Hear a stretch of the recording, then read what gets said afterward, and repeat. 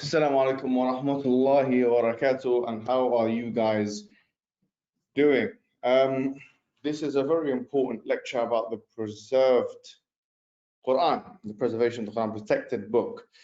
And what I'm going to try and do, inshallah, in this webinar is I'm going to try and go through all of the controversies and all of the solutions to the controversies. So what you should be aware of now, we should have a good kind of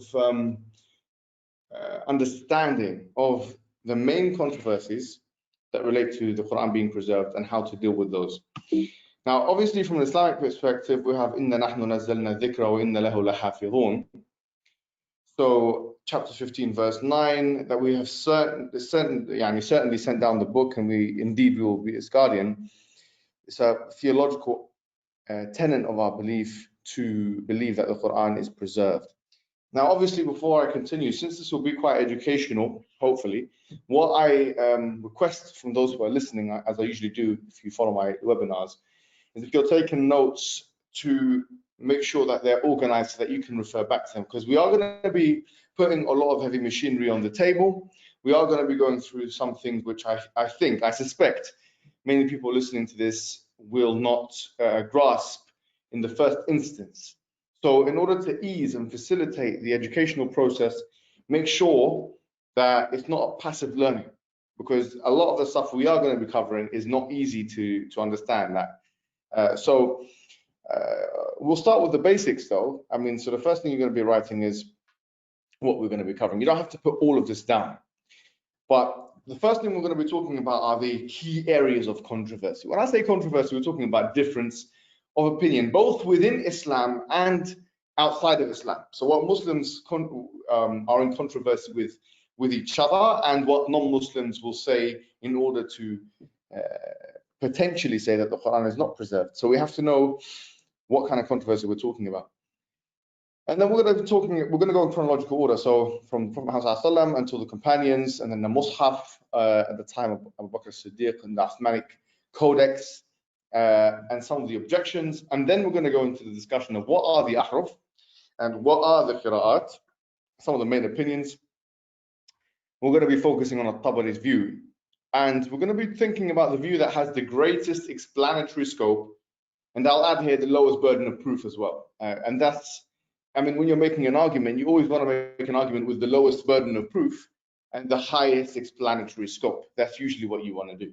But it's not only that because you're trying to make an argument and win the argument, it's that which has the lowest burden of proof and the highest explanatory scope is usually that which is the most sophisticated or most correct answer to whatever it is we're trying to find.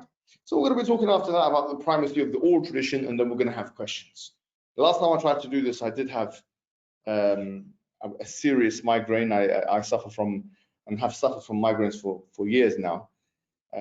Something internal within the brain, and so I could go through this properly. So this hopefully will give me a chance to go through this with you.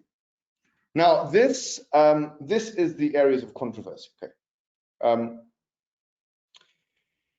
In terms of so you've got 10 qira'at. We're going to talk about what those qira'at are. Okay, you've got 10 qira'at, which are 10 ways of accessing the Quran. There are 10 ways of accessing the Quran, and we access the Quran through what you call the recitations, the qira'at. And the qira'at are named after the main, if you like, recitational masters, who taught their students. Okay, so if you read Quran now, you're likely to read in Hafs and Asim. Okay, Hafs and Asim is a riwayah, which means Hafs is a student of Asim. Okay, Asim is this individual, okay, who was the master of Qira'at of his time. There is 10 major masters, but actually more than 10, but that we use now in the Muslim world to access the Quran. You see, when we're accessing the Quran, we don't just open the book and try and read. We access it through a normative recitation. And so there are 10 normative reciters, yes, the main masters of Qira'at, and This is what we can consider the Quran. So this is the way in which we access the Quran. Now the question is, first question, is there variation? This is a very important question. Is there variation when it comes to the 10 qira'at? The answer is yes. Second question, what kind of variation is there? Okay, so these are two very important questions. Listen carefully. Yeah? Number one question, is there variation? Question mark. Answer, yes. Yes. We'll answer how, and we account for this variation. But number two, what kind of variation is there? That's the second question. So the first question was, is there variation? We said yes. What kind of variation is there? We're going to cover that. Okay.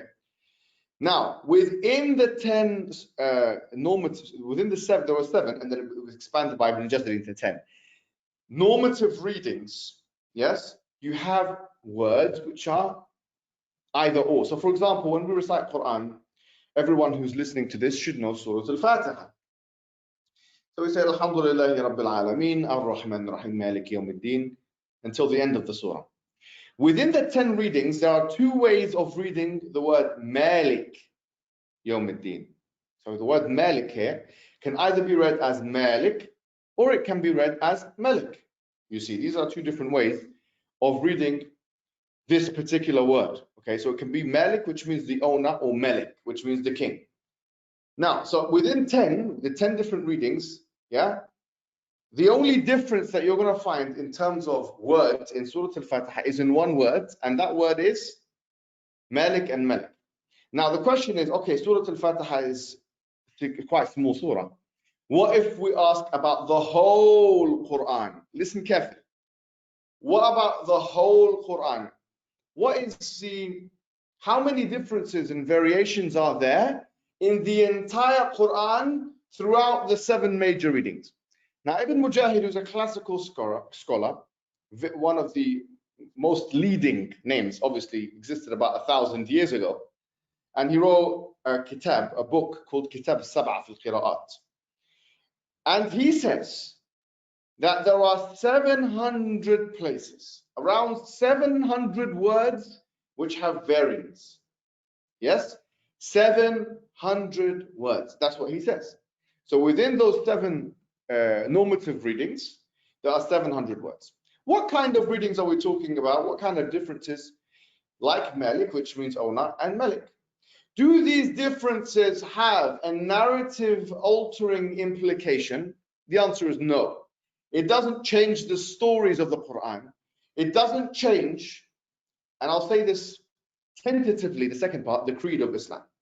There are some of them which have an implication on creed, which I'll explain to you which ones they are throughout this webinar, but they don't have a narrative changing implication. We're talking about 700 words. Now, in my correspondence with one of the, I'm not going to call him an Orientalist, he's actually an academic.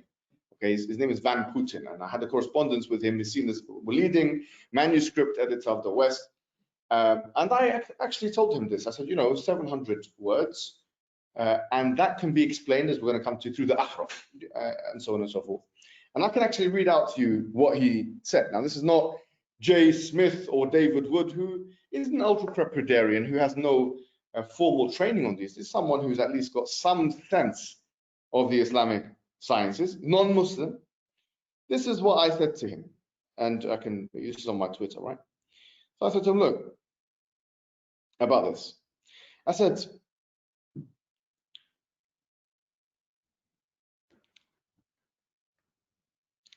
yeah, I said, but this would only apply if the 700 words, so there was a conversation here going on. 700 words, Ibn Mujahid, yeah, which is called ikhtilafat farshiyya, which is farsh in the qira'at ulum means where the meanings change, yeah, and usul means where the pronunciations change. And we'll talk about the difference. The 700 odd words in the khilafat farshiyya tables as around, out of 77,000. Now, there's 77, I want to say this, 77,000 words around in the Quran. Now, what's 700 out of 77,000? Less than 1%, yeah? So I said, from Fatiha to Nas. What you're saying, so he was saying something before, is totally in line with that traditional view. Pay attention to what I'm saying. What am I saying is that those 700 words, bear in mind, I'm saying this to not someone who's on my side. No, I'm saying this to an Orientalist. It's actually public record. I said, look, these 700 words is in line with the traditionalist view. What did he say? He said, I agree. I've seen that number 700 before, and it seems low. Did some back of the envelope calculations and would think it's about double that number. Okay, let's go with it. Yeah. Still only, he says, still only a tiny percentage of the words that is actually disagreed upon though. So he agrees. But he says with one caveat, let's say it's 1,400, it's about double. Now, if you guys have written essays, I'm sure many of you people have written essays, yes? You have written essays, or you have read blogs and you have read articles and so on and so forth. Well, those individuals who have done that, what is 700 words in English? What is 700 words? What is it, about an A4 paper and a half? Like 1.5? Are we talking about 2 A4 papers? Let's say 2,000 words, like what Van Putten was saying, 1,500. About maybe 2 A4, 2 A4, yeah? Maybe 3 A4. Okay, 5, 6, 7. What's the problem? You're telling me that in 23 years, okay, this is what I'm saying. In 23 years, and this is the claim, the traditional claim, that the Prophet Muhammad sallallahu alaihi wasallam, when it came to select words, he couldn't say Malik and Malik, for example, yukadhibun, yakdhibun, fatathabbatu, fatabayyanu, which means very similar things. You wouldn't even translate it differently. That's how bad.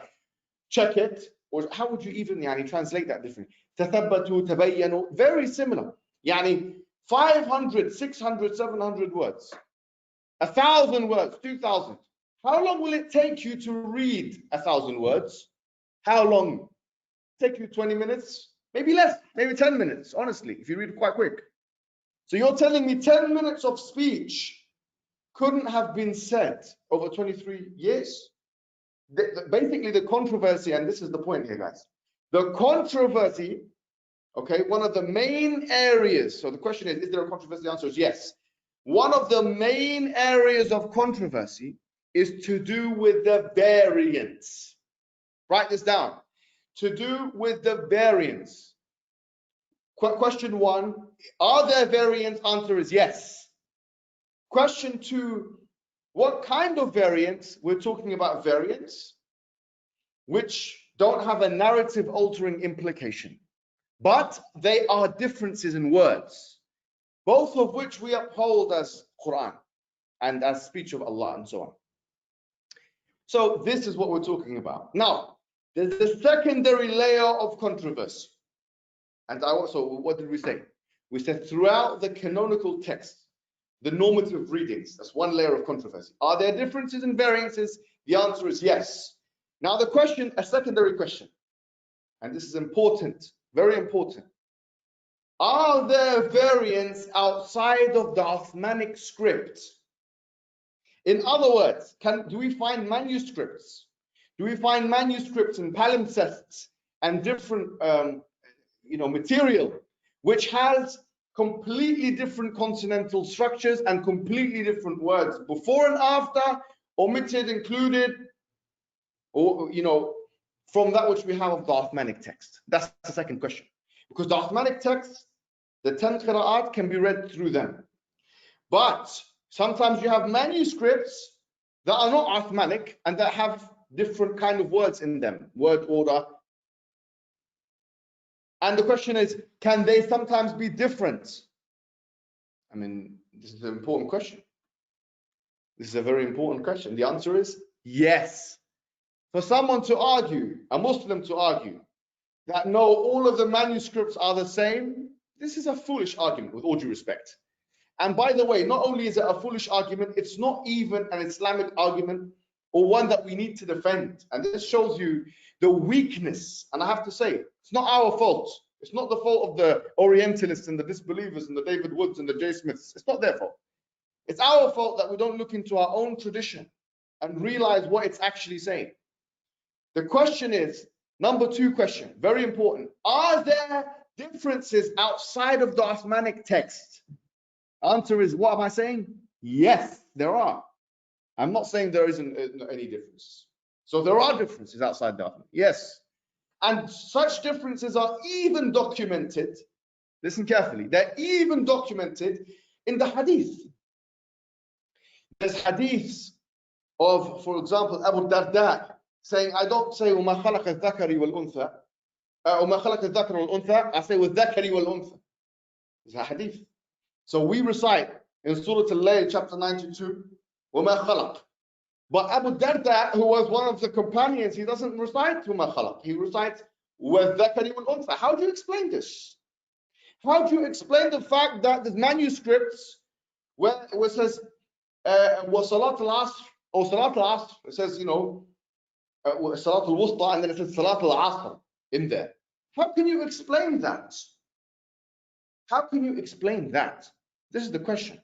Because if you're someone in the beginning of this that doesn't even recognize the controversy, then you will not be able to recognize the way in which our tradition, Islam itself, solves these controversies. Naam. Yes.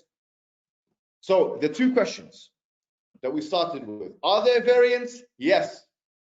What do we say? What does the tradition say about the variants? The tradition says that the Prophet recited it like this, and the Prophet recited it like that. He recited Malik, he recited Malik. How many words are there different? Ibn Mujahid says 700. Van Putten, who's meant to be expert, non-Muslim expert, says no, it's about double. No problem, double, treble, quadruple. 10 times, no problem, even 7,000. Has it got a narrative altering implication? No. So far we're following. Are there differences? Yes. Are there differences outside of the Uthmanic text? Answer is yes. How many are there? So this is actually quite good because Brother Nazir Khan, I was reading this, he's got actually probably one of the best things I've seen in the English language. It's actually on Yaqeen. Yes, there's controversy around Yaqeen, and but this article is good. I can vouch for this article. It's one of the best on the whole website, and you can see it on the bottom. And he shows, he shows, quoting someone else, Muhammad Tahsan, who says that now outside the manuscript, how many variants are there with the Sahih narration? He says 19. So we've got 700 from Ibn Mujahid, and you have 19 outside the manuscript. This is nonsense. This is how, I mean, this is minor. 19 words, 19 differences. This is not a monster. Now we're going to come to how not the Orientalists, because by the way, most Orientalists won't do this. It's the evangelists. Yes, the evangelicals and the evangelists and those individuals, they make it out to be a monster. The Orientalists, they're not what you think they are. I mean, some of them, non-Muslims, they're not like what you think. I swear. It's just, when you have conversations, they'll agree with a lot of what you have to say. The traditional narrative, they will agree with it. And you know, it's not as stark and dark as many people make it out to be. It's not like that. So, what kind of differences? 700 according to Mujahid, and 19 outside of the manuscripts. How do you account for those differences outside the manuscript? Now, we're going to talk about that today. But that's an important question, which you're not going to get an answer to right now. You're going to get an answer to maybe in 5 or 10 minutes time. So you have to listen, pay attention to this, right? But before we talk about that, which is the meat, let's talk about the basic history. Okay, so we believe as Muslims that the Prophet Muhammad ﷺ, he got the divine revelation from Jibreel, and then he transmitted it during prayers, during this, during that, many different things, and he would continually. So the Prophet Muhammad ﷺ, it wouldn't be the case that he would just recite one surah at one time. He would recite it many times in prayers, in Taraweeh, in this context, in that context, in many different contexts. You see, but he would recite these things. The Prophet asked the companions to recite in front of him. Now, how do we know that? Because as we're going to come to, the Prophet Muhammad, the companions used a very important word, aqra'niha. Yeah, aqra'niha is that the Prophet taught us this way. Yes? Can't say that they were making it up themselves. The Sahaba were not making it up themselves. The Sahaba were not making it up themselves or using whatever words they want. If that was the case, why are you using the word aqra'niha? Which means that they were the angel, sorry, that the Prophet ﷺ, he was teaching me. Sorry, this is what the word means. This is what the word means. So once again, there's a claim out there that the companions would put in whatever word they want. No, they wouldn't. Sorry, they wouldn't do that. And there's no evidence of this, in fact. And there was no ibaha or allowance of that. I don't agree with this. Because if that was the case, how come the Prophet Muhammad the companions, Umar ibn al-Khattab, in the famous hadith of Hisham ibn Hakim, and Hisham ibn Hakim himself, and Ubay, and many of the companions would use the word aqra'niha, that the Prophet taught us this way. Yes, he taught us exactly like that. Moreover, the companions, when they used to be in prayer with one another, and some of them made mistakes, other ones would correct them. If you could just read it willy-nilly, whatever way you wanted to, there would be no correction. Sorry, there would be no correction. There'd be no istinkar for Qur'an. There'd be no way to do istinkar. Doesn't make sense. Doesn't make sense. Sorry, it doesn't make sense. So here it's very clear that the Prophet Muhammad ﷺ, he taught it to the companions. And the companions, they taught it to each other. Now, why is it that some companions, they read it in one way and then they did istinkar of the other way? Meaning what? Meaning that they said it wasn't like this. And there are narrations like that. So, it's like Abu Darda I just mentioned to you. The difference between the two. It is because of the ahruf, and that's very important that we're going to go through this. But the ahruf tell us, and this is very important, that the Quran was always a multi-formal text. It was a multi-formal, it was not a fixed text. And these key words, by the way, guys, you should have a glossary, and you should be writing those key words in the back of your glossary, inshallah, because they're going to come in handy when you have conversations to individuals that are questioning the preservation of the Quran. And believe me, by the end of this webinar, I promise you one thing. All of the major contentions about the Quran and the preservation of Quran, they will be resolved. They will be resolved. And it might sound like a brave statement or a confident statement. Yes, but I tell you something. So long as what I bring forward to you is A, from the tradition, and B, has the explanatory scope, then khalas, with all due respect, nobody can come to us and tell us about the preservation. No one can come to us and talk to us about that. So yes, we talked about, he urged the Muslims to make it a central part of their life. It was part of the culture. It was part of the culture. It wasn't just something that was locked up in books or this or no. This was recited in prayers. How many times we pray? How many times we pray a day? Taraweeh, supererogatory prayers, additional prayers, voluntary prayers, tahajjud. Where the Quran talks about people praying for 2/3 of the night. What were they praying with for 2/3 of the night? One small surah? I doubt that that was the case for the majority of Sahaba. Yes, some people might have repeated the same thing, but not more. If you're going to spend 2/3 of the night, or 1/3 of the night, or 1/2 of the night praying, what are you going to be praying with? Clearly, this is a staple part. You weren't writing it down. For the most part, these people were memorizing, which we're going to talk about. And of course, there are many different things in the Quran and in the Sunnah which encourage the practice of memorization, which was something the Arabs were doing anyways, memorizing things, poetries, and so on.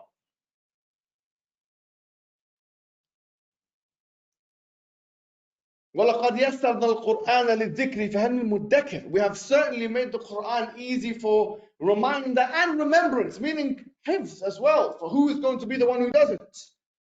And the many hadith that says that the more you know Quran, faqra wa taqi, you're going to be, being read and ascend. These are encouragements to the Muslims of that particular community to memorize the Quran. So clearly, it wasn't just the case though that they memorized. They also wrote it down. And we know that. There's many ahadith on that. I don't even need to mention them to you. And the Arabic context, as I've just mentioned, is a context where the Arabs were just memorizing everything. They were memorizing everything, memorizing this. It's not an iPad generation, phones and this. No, it wasn't like that. Okay, so the Arabs, okay, were known for their poetry that they would do. And by the way, this is even mentioned in the Quran, like the fact that the Arabs were like that. In Surah Al-Shu'ara, chapter 26 of the Quran. You know, that do you not see that these poets are in every valley praising and so on and so forth? وَأَنَّهُمْ يَقُولُونَ مَا لَا يَفْعَلُونَ, and they do what they don't, they say what they don't do and this and that. So these poets are everywhere. They're commonplace. And people are listening to them. They're entertainment.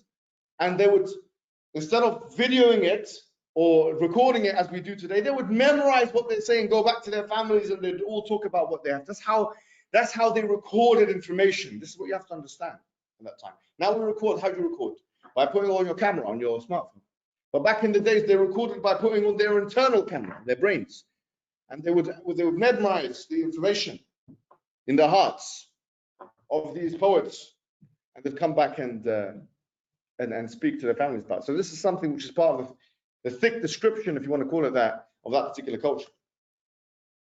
Now, this question of who memorized the Quran, there is a hadith that says 4, but it's not just 4, and we know from the plethora of ahadith that people have memorized the Quran in Yemen, and the Hafad were killed and so on and so forth. So it wasn't just 4 individuals that just memorized the Quran. It's a waste of time interrogation. And even if there were 4, as the Orientalists and others claim, if it's only 4, these are the 4 that, according to this view, which is not correct, yes, the 4 that memorized the whole thing, according to this view, which is not correct.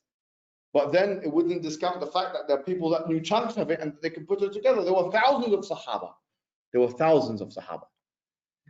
So you see, these are some of the names of people who have memorized the Quran. It's not just the 4 that people say that they think there is. So of course, going just in terms of the basics here, a year after the Prophet Muhammad's death, Abu Bakr as-Siddiq ordered that Mus'haf be collected, and he put it after the Battle of Yamama. And this battle, a lot of the Hafad, the people who had memorized the Quran, as we've said, many of them had died, which means that there was more than 4, right? And Abu Bakr as-Siddiq assigned Zayd ibn Thabit, who was one of the people who memorized the Quran, to accomplish this mission. So they came together and they put the Mus'haf together, the continental skeleton and so on and so forth, and they gave it to Abu Bakr as-Siddiq, who put it underneath Hafsa's bed, and it was there. So we had a Mus'haf, which is a book of an entire Quran, only 1 year after the Prophet Muhammad's death. But of course, at his time, there were parchments and other things, which shows you that even though the Arabs had such a good memory and at that time, and they memorized it, it wasn't just through the memorization of the people, it was also written down. So the Uthmanic Codex. So we're going to talk about the Ahruf a little bit later, and how could it be, one of the questions I started this webinar with, that you can have something which is outside the Codex. How can you have something different to the Codex? Okay, but before we talk about that, this is an important question, did the Codex form in the first place? So the Codex formed through a lejna, a committee, which was put together at the time of Uthman ibn Affan, and it had in it people like Zayd ibn Thabit, who was there obviously at the time of Abu Bakr as-Siddiq, and other names that you can see down there. But this was a committee of the most proficient people of Quran, people that had met the Prophet, heard it from the Prophet, directly from him, and then they wrote it down into different codices. Question: have any of those codices survived? Answer: no. What you find now with the Topkapi and manuscript and the palimpsest in Sana'a and this and that, none of this is what we're talking about when we say it's the 5 or 6 or 7 masahif that Uthman had actually written with his hand and so on and so forth. This is a poor way of arguing. What did you say? I said this is a poor way of arguing. We never made the claim in the first place that such masahif A survived or B need to survive, and those people who do make that claim from the Muslim side, that's a poor claim, because historical details will show us that some of the most early manuscripts that we have, they're not actually right from the time of Uthman ibn Affan. They're first century. They're very, very early, extremely early. Like the Topkapi manuscript is 99% or folios, and it's in line with what we know. Yes, but it's not at the time. Uthman didn't write that with his hand. Do we require that Uthman wrote the thing with his hand in order for the Quran to be preserved? No. When we're talking about preservation, we are not talking very clearly about manuscript preservation. Let me be very clear here. When we are talking about the preservation of the Quran, let me be very clear. We are not talking about manuscript preservation. We are talking about the preservation of a spoken recitation from Fatiha to Nas, from chapter 1 to 114 of the Quran. And before someone comes in and says, well, Ibn Mas'ud, he didn't believe in Falaq and Nas was part of the Quran, but he was there at the time of Uthman ibn Affan. How comes he didn't object to the fact that that was put into the codex? And not only is that the case, but how comes all of the asanid and the chains of narration, they go back to Ibn Mas'ud, Hafs and Asim, and Abu Rahman al-Surmi, and Ibn Mas'ud. So he changed his mind. Yes, there is narration where Ibn Mas'ud first didn't believe Falaq and Nas were part of the Quran. But clearly after that, as Ibn Hajar al-Asqalani mentions, he changed his mind. He was confused in the beginning, and then he changed his mind, which shows you that no one is perfect. But that people came together, and all of the companions came together, and they said, this is Quran. And this was then transmitted to the next generations, and so on and so forth. So we can safely assume that the manuscripts that we have, some of them would be a copy of those copies, you see, of the Uthmanic Codex, not actually the Uthmanic Codex in itself. That's not what we're arguing. Be very clear. We're not arguing that preservation of Quran means preservation of manuscripts. We are talking, and I'll tell you what we mean by preservation of Quran. Very important. Yes? Next. So what they did was they had the Quran. They said, okay, this is what comes first, what comes second, what comes third. At that time, there was no dots and tanqeed or diacritical marks, tahriq. Yeah, there wasn't any of those things there. So there was the skeleton, the consonantal skeleton. It was there, but it could facilitate sometimes more than one word, which is very important. So the consonantal skeleton can, and that's a key word you might want to put into your glossary, it can facilitate more than one word. Okay, why would it need to? We'll talk about that in what follows. All other copies were burnt, and this was just to try and ensure that there was one standard copy and others were not allowed. So there was no confusion. There was no confusion.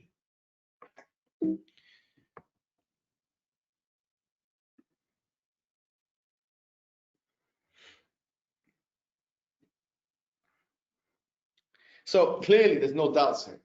Because if all of these people are coming together and agreeing, all Sahaba agreeing, this is what we heard. And we don't see of any, yes, listen, we know that there was fighting before this happened. Adrik ummatik, yeah? Or adrik ummatik. Uthman al-Affan was said, go and sort out your ummah before they become like Jews and Christians who differed in their book. So quickly sort it out, because this one's reciting in this way and this one's reciting in that way.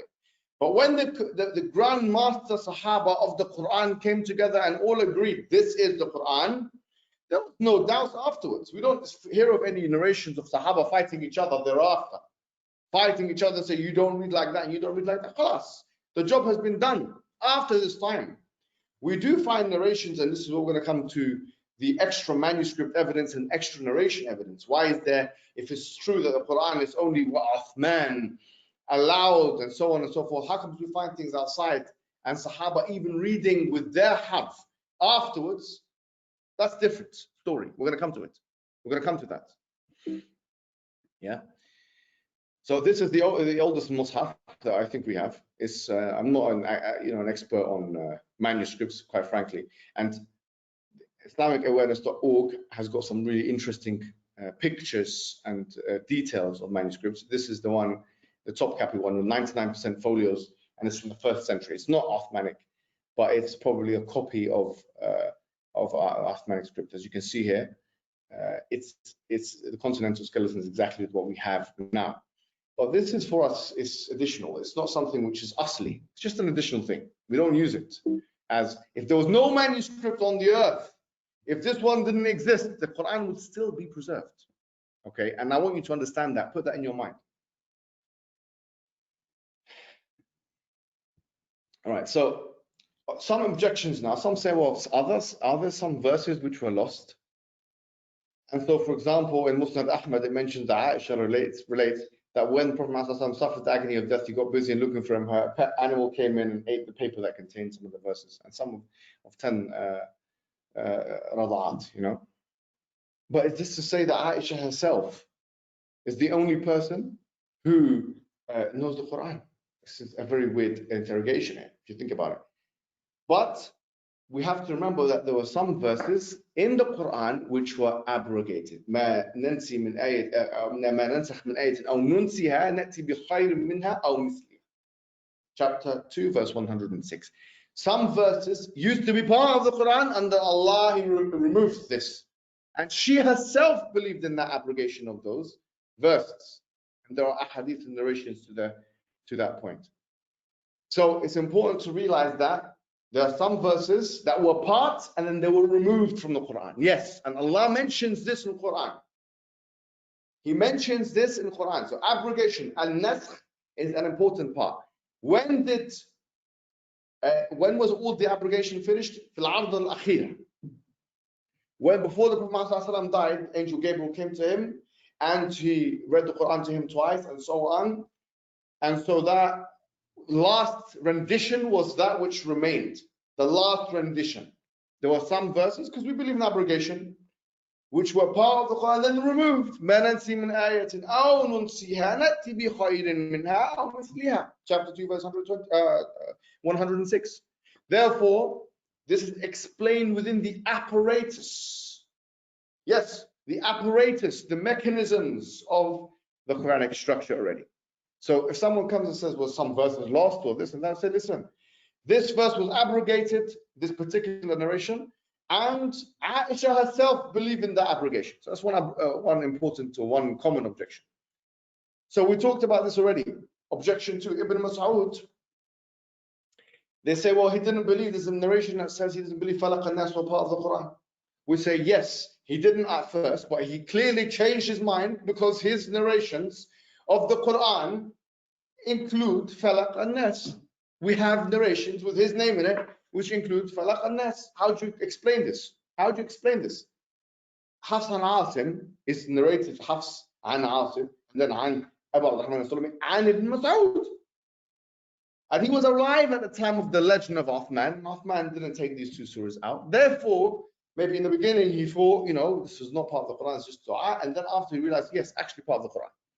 So the fact that he's in the chains of narration destroys and eliminates all of the claims of the individuals who say, look, you know, look at this, he didn't believe it was part of that. And he brings you a hadith from Bukhari or something like that. Say yes, but he changed his mind. So now let's get to the juice of it. Let's get to the juice of it. What are the ahruf? What are the ahruf? Before we get to what exactly are the ahruf, number one, and you should be taking your notes here. You should be taking your notes here and being very careful. Yes. Saying what this is what you're going to write on top of the page. What are the ahruf? You're going to underline it with 2 lines. You're going to underline it with 2 lines. And then you're going to write down the textual basis of ahruf. So let's read this hadith together. Umar ibn Khattab reported that I heard Hisham ibn Hakim reciting Surah Al-Furqan in a way that was different from how I recited it and how it was taught to me by the Messenger of Allah. Aqra'niha, peace and blessings be upon her. This is the word that we talked about. He taught it. It wasn't just something he heard, or he can put whatever words he wants into it. No. Aqra'niha Rasulullah sallallahu alaihi wasallam. Yeah, I was about to argue with him. Yani I was about to take him, really. But then I waited until he finished and I tied his shirt around his neck, because Umar al-Khattab was no joke. See, if you can read the Quran whatever way you want, what are you talking about? Why is Umar doing that thing? Why is he taking his shirt and wrapping it around his neck? I mean, are you being serious? You can read it wherever way you want. How come he's taking the shirt and neck and moving him and took him to the Prophet Muhammad? See how delicate they were and precise they were. It wasn't that he was reciting a different surah altogether. It was just some differences. And he said, wait a minute, why is he reciting it like this? Is this guy trying to mislead me? Is this guy trying to is he trying to change the Quran? That's how he was thinking. So he said, you know what, I'm going to wait for him to finish. And then he grabbed him. And he put him in a hold. Maybe some kind of chokehold, Allahu A'lam. He tied his shirt around his neck.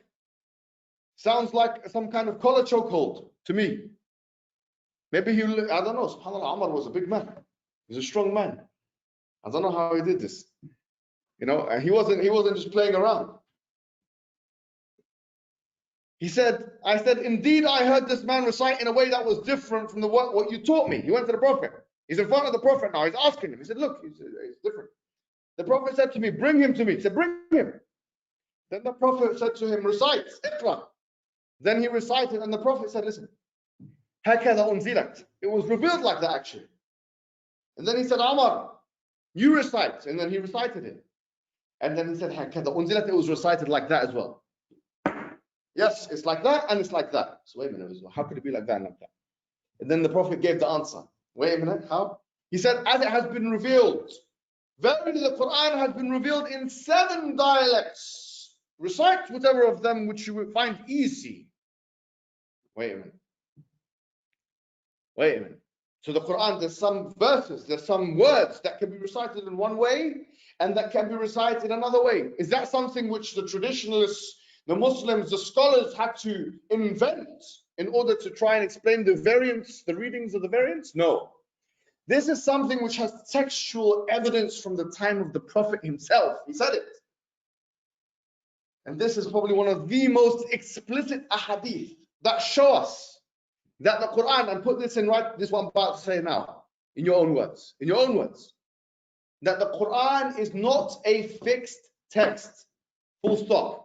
Point 1, Quran is not a fixed text, it is a multiformal text.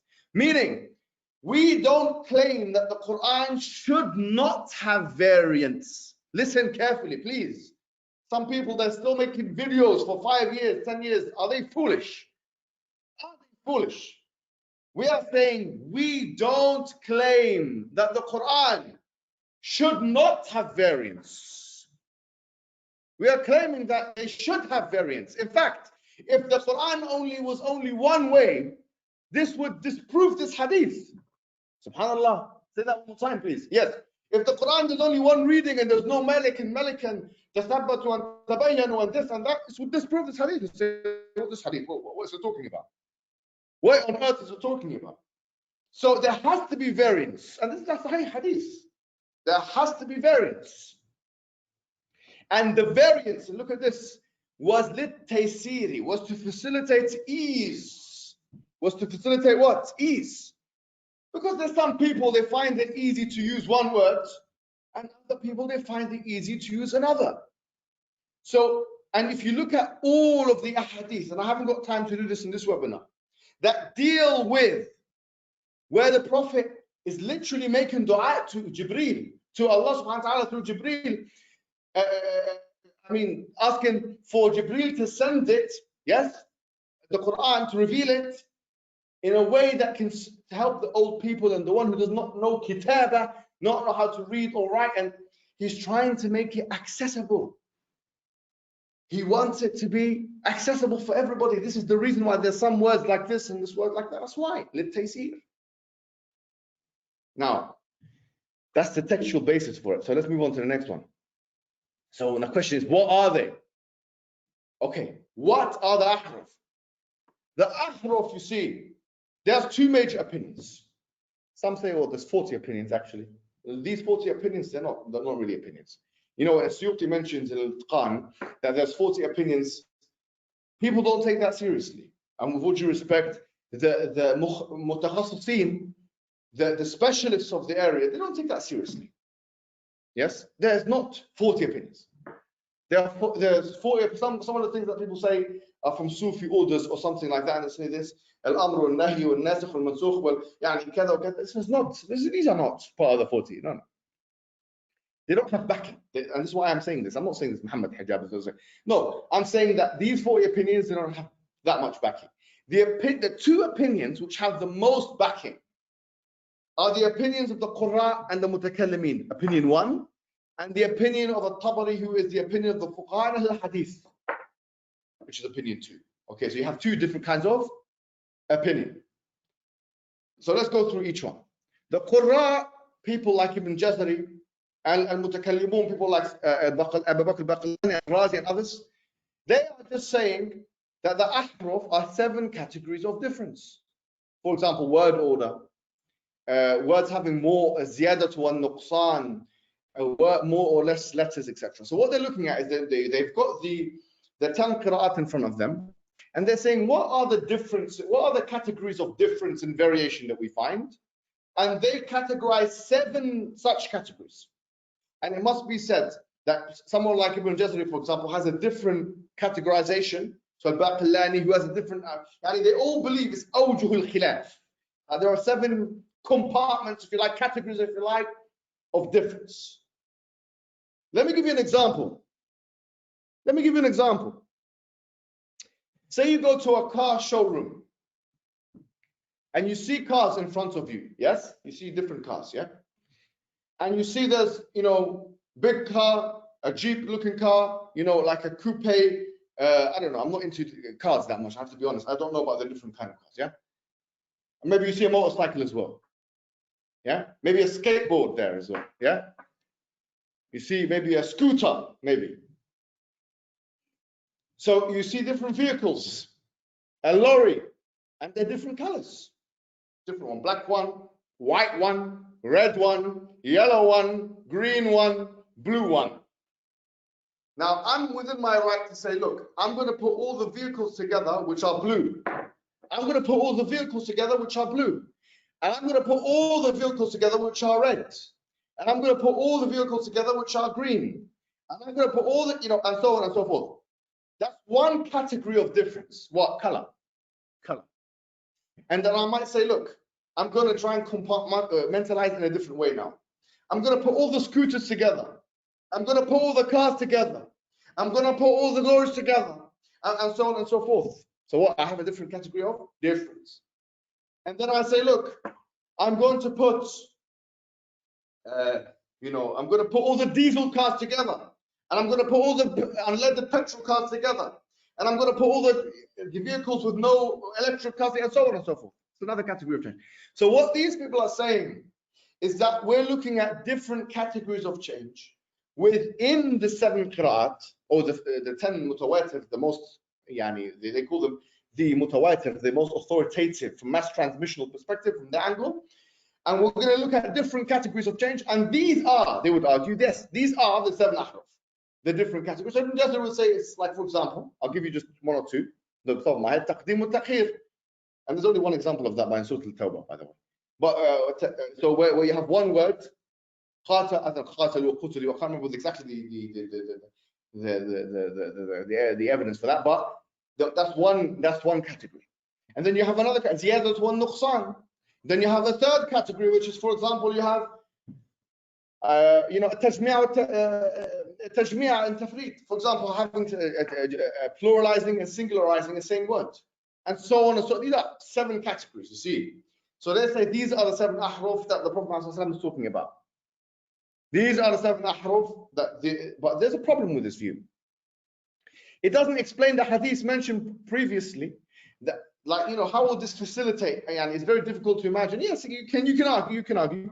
It can facilitate, possibly making it easier for the people, but making something a plural or a singular is not really going to make it easier for the tribes.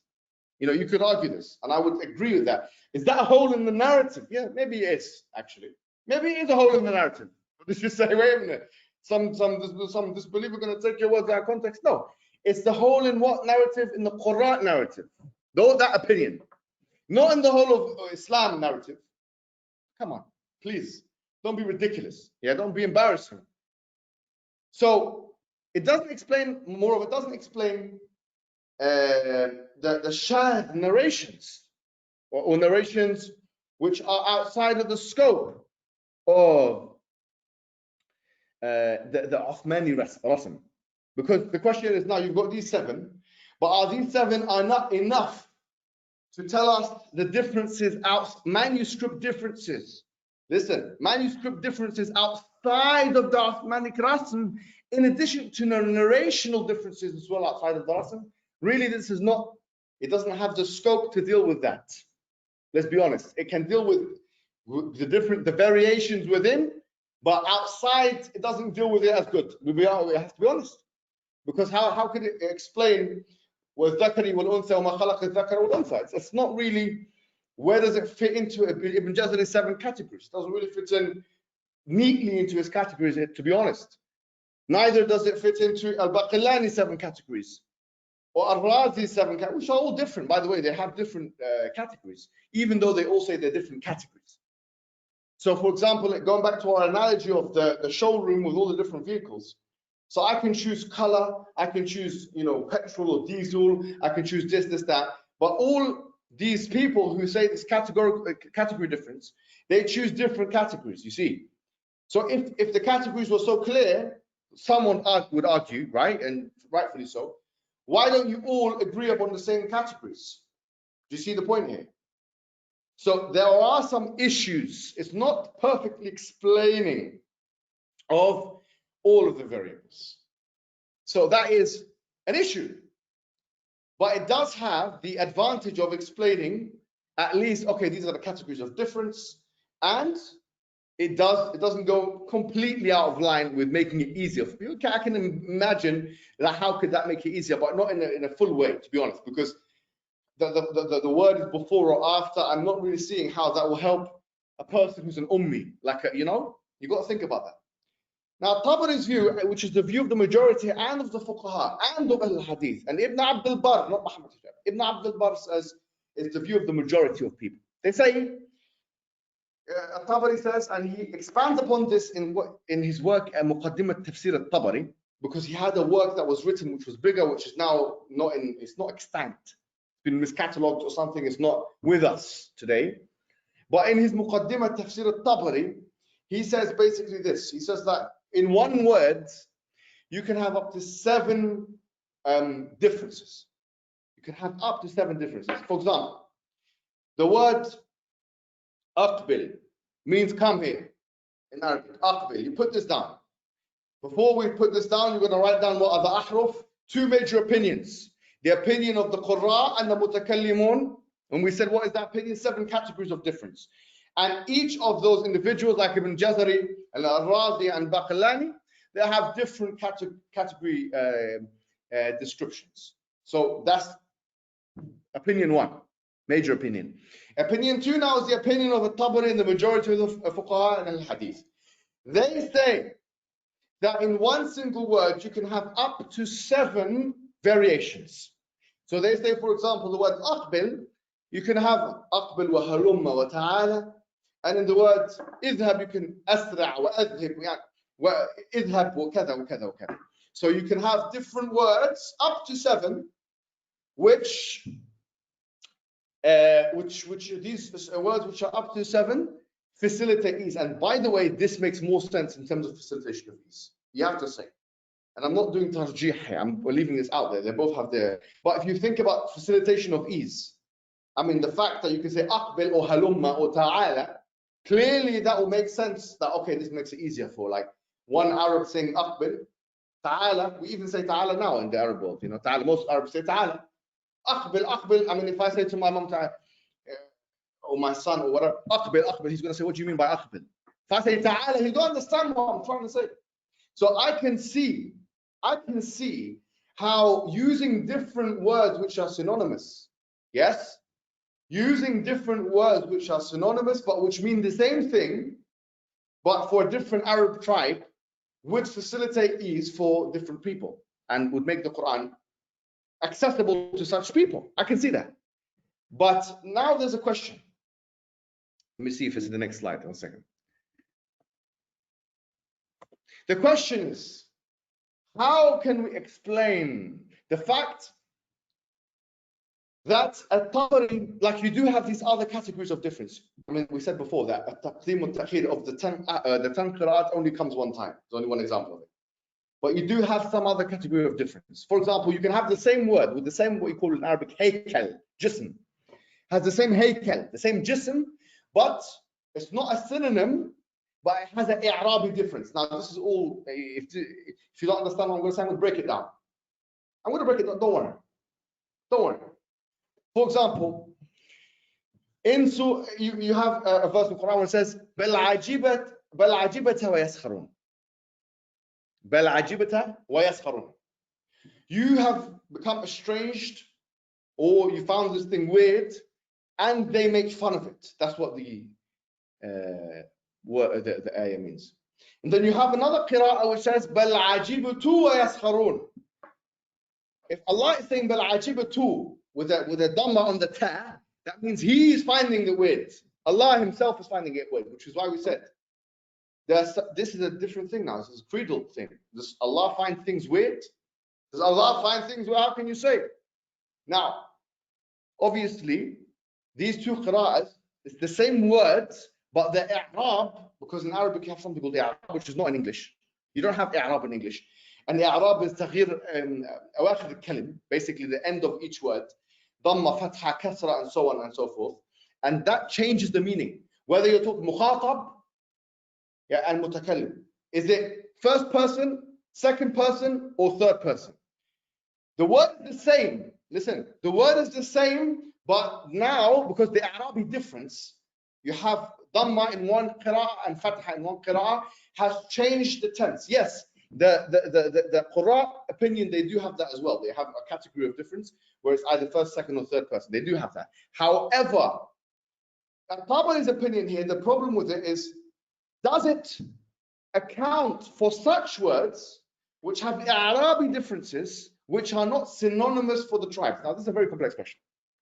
The answer is yes. And how do we know this?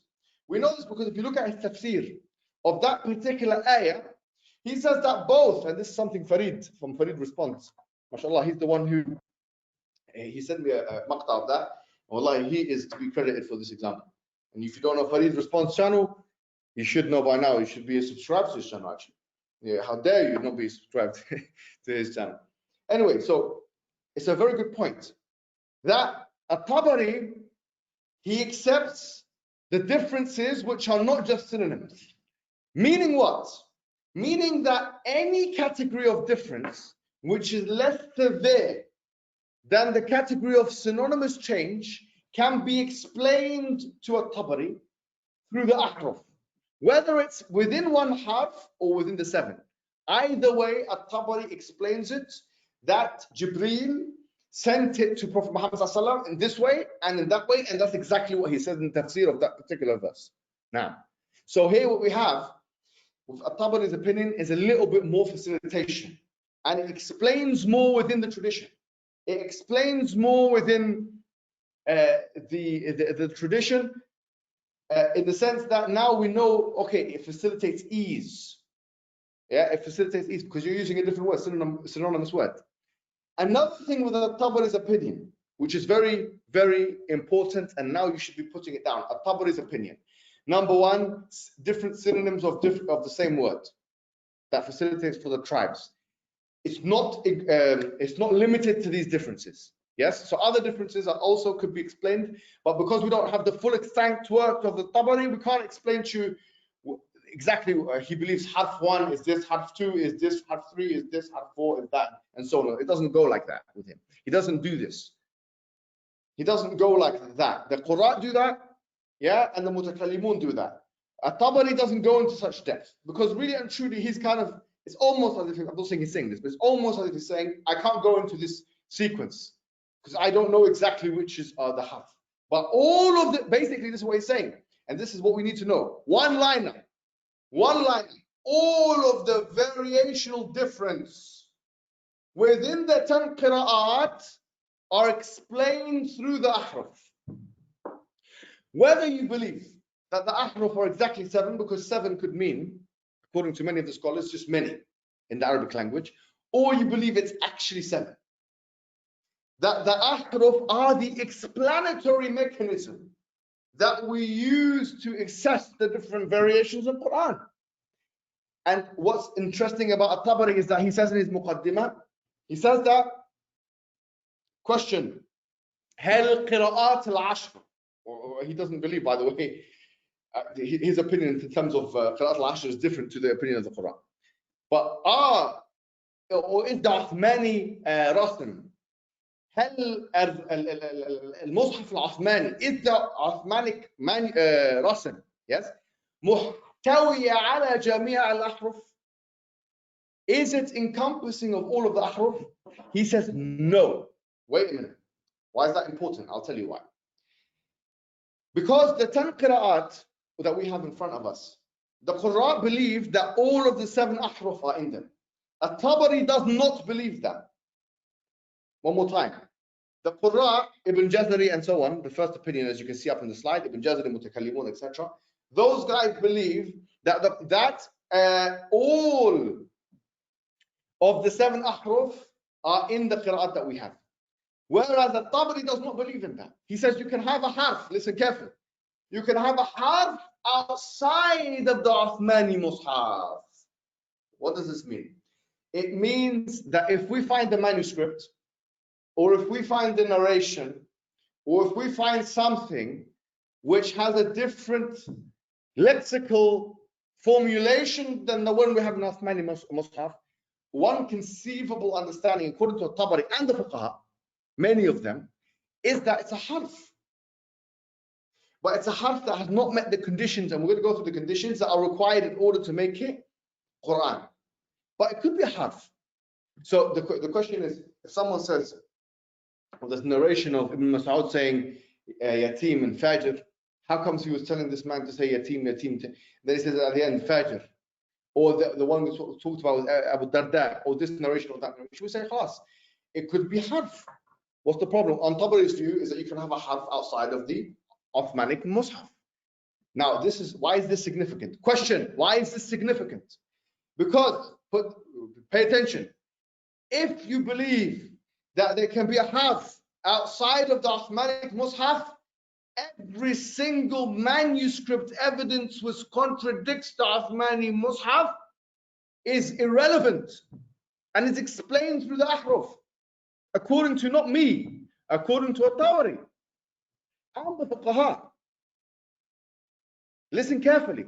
If you find any manuscript in the world that goes against the Uthmani Mus'haf, or if you find a narration within the hadith tradition which does mukhalafat, which goes against the Uthmani Mus'haf, according to At-Tabari, he says that's fine, because you can have a harf outside of the Uthmani Mus'haf. You can. How does he come to this conclusion? He says the reason why this is the case is because actually is the ummah, is the preservation of Qur'an. When you're preserving the Qur'an, do you need to preserve all 7 ahruf, or do you need to preserve 1? Very important question. Because this question is about burden of proof. The ahruf, do all 7 need to be preserved, or does only 1 need to be preserved? And by the way, this is a very important question, because when we say as Muslims, especially defending Islam, that the Quran needs to be preserved, or the Quran is preserved, someone could argue, is the Quran, or question, is the Quran preserved with all 7 ahruf, or is it preserved with less than 7? Now, pay attention, because the Mutakallimun and the Qur'an, they have different answers to this question. And so what we do is we go with the adna, we go with the less, and I'll tell you why. The Qur'an will say, no, actually, in order for the Qur'an to be preserved, then all 7 have to be preserved. All the 7 ahruf have to be preserved. And the At-Tabari says, no, actually, only 1 needs to be preserved. Why? Why? He says, because look, when the Prophet Muhammad ﷺ was telling us to read with the ahruf, did he tell us to read with the ahruf as an obligation, or did he tell us to read with the ahruf as a facilitation? And he says, actually, he does so as a facilitation, meaning what? You can choose to read, yes, with this harf or that harf or that harf. So in order for the Quran to be preserved according to At-Tabari, only one harf needs to be preserved. Meaning what? Meaning the burden of proof is lowered already, according to At-Tabari and the Fuqaha. The burden of proof in terms of what is preservation is lowered. So that's why I say, in order for the defense, the intellectual defense of Islam to be defeated, we shouldn't go with the a'la, we should go with the adna, we should go with the lower. Meaning what? That only one harf needs to be preserved. But we know that more than one harf is preserved because we know the variants exist. But according to At-Tabari, even if the variants did not exist, yes, even if the variants did not exist, then it would be immaterial because we only need one. He gives the example: if I have an oath in the Quran, it says if I have an oath, and in this oath I go against the oath, like I swear incorrectly that something is going to happen, I have a choice of kiswa, or of clothing the poor, or of fasting, or of it'am al-masakin. So he says, هذا على وجه التخيير والترخيص. This is it's a license. You have a choice. If I do one of those things, then that's it. Yani if I do kiswa, then خلاص. Abu Amr al-Dani says the same thing, by the way, one of the major scholars. If I just do one of those things, then it's enough. Meaning, it's على وجه الترخيص والتخيير لا على وجه الوجوب. Yeah, so it's not, I'm not obliged to do all three of those things. He says, likewise, the ummah is not obliged to preserve all 7 ahruf. It's only obliged to preserve one. And anything additional to that, it's good, but it's not required. So that's an important point. To summarize this important topic, there are 2 major opinions as to what the ahruf is. The opinion of the Qur'an and the Mutakallimun is that there are 7 categories of difference. We gave the example of the cars and so on. The opinion of Tabari and the Fuqaha and al-Hadith is actually that it's one word up to 7 differences, synonymous differences with different skeletals. Ta'ala hulumma is completely different. It's different skeleton. And it could also include things which are smaller than that, adna min dhalik, which we talked about. Bal ajibata wa ajibatu. Does he think that's all within one harf or within the 7? He hasn't spelled that out because we haven't got all his works. However, we do know that he does believe it's all from Allah subhanahu wa ta'ala. Yeah, and that it's all talaqqi. وَإِنَّكَ لَتُلَقَّى الْقُرْآنَ مِنْ لَدُنْ حَكِيمٍ عَلِيمٍ. As the Quran says, that Allah, He sent down this Quran to Muhammad sallallahu alayhi wa sallam بِالتَّلَقِّي, like word for word. That's what it means, word for word. So that's what the 2 opinions are. So what are the qira'at? Now, if you heard some of the apologetics and some of the weird sayings of the anti-Muslims, they'll say, look, there's 1,000 differences, 10,000 differences, 40,000 differences in meanings between the qira'at al-ashr, the 10 qira'ats. I've even actually seen some Orientalists use this kind of argumentation in lectures. Like Shadi Hikmat and others, he's like, these are 10 masters, and look at this, he's trying to make a monster out of it. My friend, there are 700 words, let's say 1,400. Let's say 1,000 words, differences. Those 7,000 words can take different formulations. So different arrangements of 700 words can be in the millions. Think about this. Say, for example, if I have 10 words, and of the 10, yes, you can, what I'm trying to say to you is this: of the 700 words, the Qur'an, the 700 words differences, they chose different formulations of them. So clearly the different formulations, if you multiply them, it has a multiplier effect, but it's only 700 words difference. And as I said before, it has no narrative altering implication. So we're talking about 700 words arranged in different ways. So what the Qari does, the Qur'an, yes, are 10 individuals. They're 10 individuals who choose. They choose. Is it going to be Malik Yawm al-Din, or is it going to be Malik Yawm al-Din? Is it going to be the owner of the Day of Judgment, or is it going to be the king of the Day of Judgment? So when they come to that choice, is it going to be king or owner? That's what's called takhir or khiyar. This ikhtiyar of the Qari, ikhtiyar al-Qari it's called. That's what they call it. Ikhtiyar al-Qari. They choose either Malik or Malik. And if they choose with 700 different instances, then if this choice is what creates a qira'ah. So for example, in Hafs and Asim, when we say Malik Yawm al-Din, the owner of the day of judgment, that's because Hafs and Asim, by the way, because Shu'bah has the same qira'ah, they decide that it's going to be Malik or Yawm al-Din. So Abu Abdurrahman al-Sulami, who is the teacher of Asim, when he taught Asim, he taught him Malik Yawm al-Din. Ibn Mas'ud, when he taught Abu Abdurrahman al-Sulami, he might have taught him both. But Abu Abdurrahman al-Sulami, who's a tabi'i, he said, you know what, I'm going to choose Malik Yawm al-Din. Now the Qari chooses. Is it going to be Malik Yawm al-Din or Malik Yawm al-Din? Yes, it's going to be Malik Yawm al-Din. It doesn't mean that because there's a choice that there's ijtihad wa idkhal al-ra'i. That now the Qari is putting his own words in. This is nonsense. There's a pool of pre-existing words that are available, and then the Qari chooses which one of those. And all of them have the backing, the angelic backing of Jibreel. And they all have the sanad to the Prophet Muhammad. So a qira'ah, in order to be authentic, it has to be 3 criteria. Please put this down. In order for a qira'ah to be authentic, let's see if it's in the next, sorry, let's see. Yeah. In order for the qira'ah to be authentic, it has to be in line with the triangulated method. Number 1, it has to be with a sanad sahih. It has to have an authentic narration. Number 2, it has to be what? And by the way, Ibn Jazari says, shuhra has to be popular as well. So number 1, it has to be authentic narration. Number 2, it has to be in line with the Rasm Uthmani. Why? Because the Rasm Uthmani, the Uthmanic script, is that which has the most backing of the Sahaba.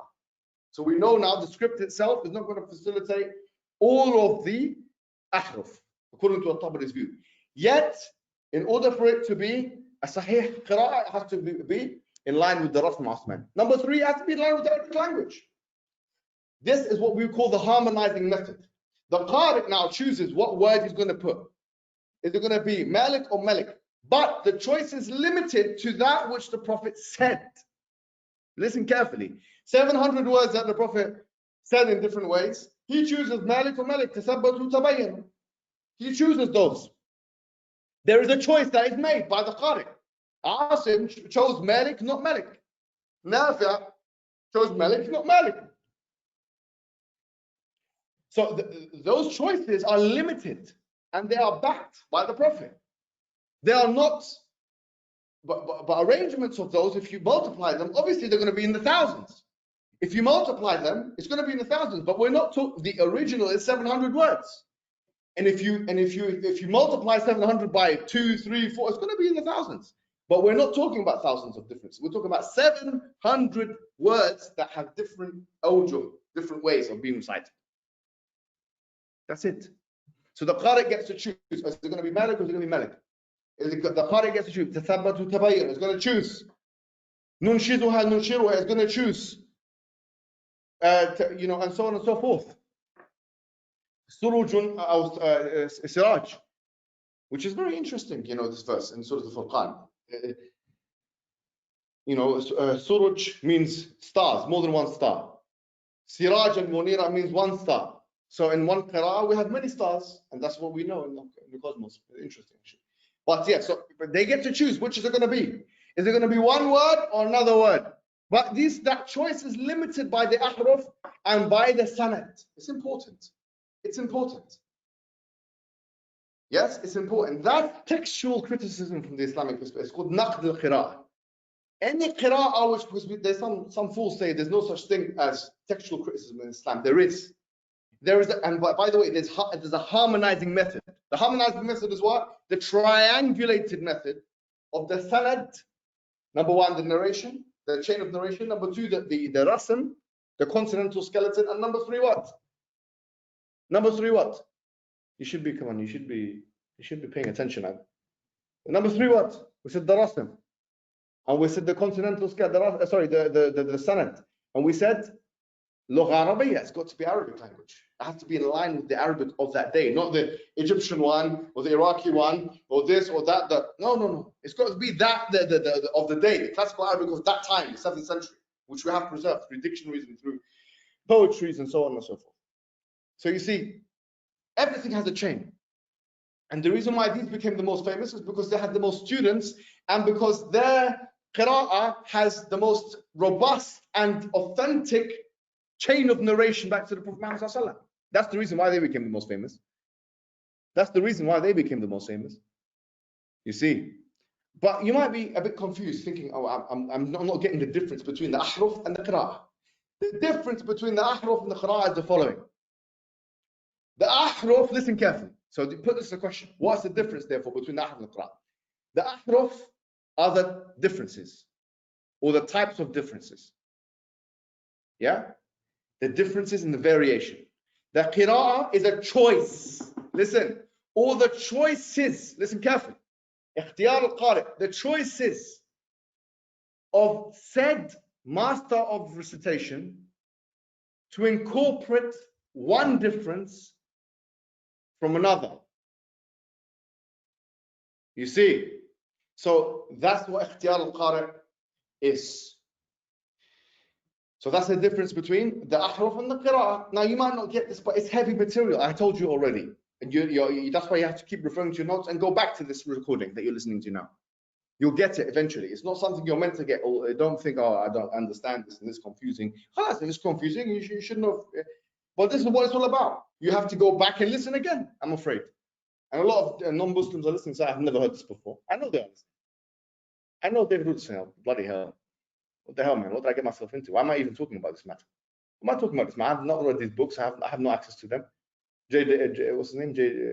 Davis, whatever his name is. J. Smith or whatever his name is. So, you know, he's thinking, what the hell is this? All these words and all these terms. You know, well, brother, you shouldn't get yourself involved in that, with all due respect. You know, these enemies of Islam, you know, and this and that. Listening to this, thinking it's too much more than I thought. They have answers, actually. Oh, damn. I know they're thinking that. I know they're eating their hand. I know that. Now, the opinion of the Tabari and the Fuqaha has the following effect. We can explain with the opinion of Tabari and the Fuqaha, number one, that manuscript differences may be because of the ahruf. Possibly.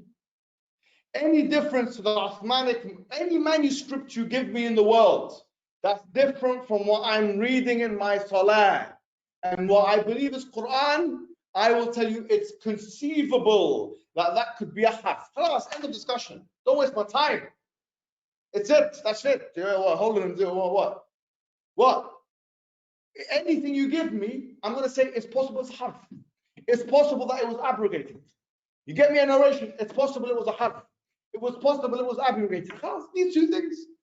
It's possible that it was a harf. It's possible that it was abrogated. How can you have a harf outside the Uthmanic text? Well, because according to Tabari, we don't need to preserve all 7 of the ahruf, we only need to preserve 1. It's not just the Tabari. Dani says the same thing. Many of the fuqaha say the same thing. Many of Ahl Hadith say the same thing. It's the majority, according to Ibn Abdul Bar, that's the majority opinion of Islam. Majority opinion.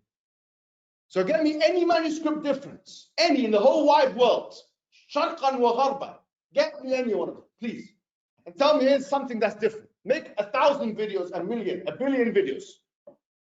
Write 1,000 books and articles, peer-reviewed ones. I'll read them and laugh, because you know why? I'll tell you, because it could be a harf. And this is what I told Van Putten, and he agreed with me on Twitter. He said, you know, you're right. It could be explained to the harf. He's a non-Muslim. He's a non-Muslim. I don't understand how non-Muslims can agree with this, and some Muslims can have doubts about it. I don't get it. I don't get how the fact that some non-Muslims, you're not even a Muslim, you don't believe in La ilaha illallah Muhammad Rasulullah. And I'm telling you that, okay, there's some manuscript here and manuscript there. Yeah, it could be a harf, according to Tabari.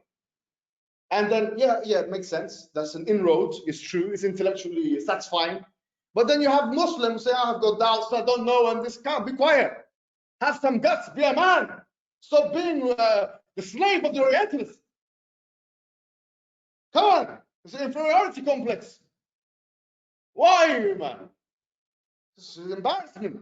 Wallahi, some people have been calling me and giving me some emails. Brother, I have doubts. What doubts, man? What embarrassment is that? Why you have doubts? Why?